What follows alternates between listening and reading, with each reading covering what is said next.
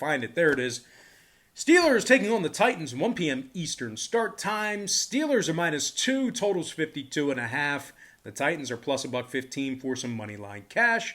But as good as Tennessee's been, they've given up 30 points or more in 3 out of their last 4 ball games. They allowed 32 points per contest in those 3 games. And as a matter of fact, they blew a 21-10 halftime lead against the Texans yesterday and gave up 26 second-half points to push that one into overtime. They did get the W, but certainly sloppy play. They play very sloppy. Tennessee's giving up nearly 275 yards a game through the air and 5.1 yards per carry on the ground. The Titans have also gotten to the quarterback just 7 times all season defensively. Now they're taking on a Pittsburgh squad who's coming fresh off a 31-point drubbing of the Cleveland Browns.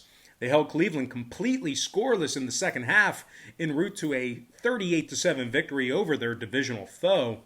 Pittsburgh's averaging over 31 points a game, and they rush for nearly 140 yards a game on the ground. Now, James Conner's carried it 75 times for 369 and 4 scores. And Big Ben's also completing nearly 70% of his passes for 11 touchdowns. One of his favorite targets has been the youngster Chase Claypool. 17 grabs, 335 yards, 4 touchdowns. Juju Smith-Schuster, who's double-teamed and keyed in on an awful lot, he's got 23 catches for $194 and 3 TDs. Pittsburgh's converted on 86% of their 4th down attempts, and defensively, Pittsburgh's held their opponents to 21 points or less in 4 out of their 5 ball games.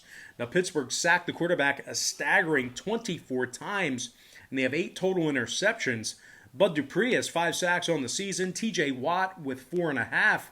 Meanwhile, corner Steven Nelson's got himself a pair of interceptions from the secondary. 17 total tackles on the season for Nelson as well. Now, total-wise, Pittsburgh's coming fresh off a contest that stayed under the total of 52.5 points.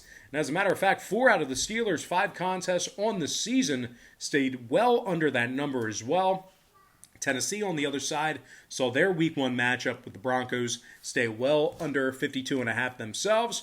And when it comes to the injury report here, Lawan and Smith are questionable for Tennessee. Wilson, Munyer, Dickerson, Compton, and Jackson did not play against the Texans. Meanwhile, the Steelers, on the other side, they did suffer a significant loss to this defense.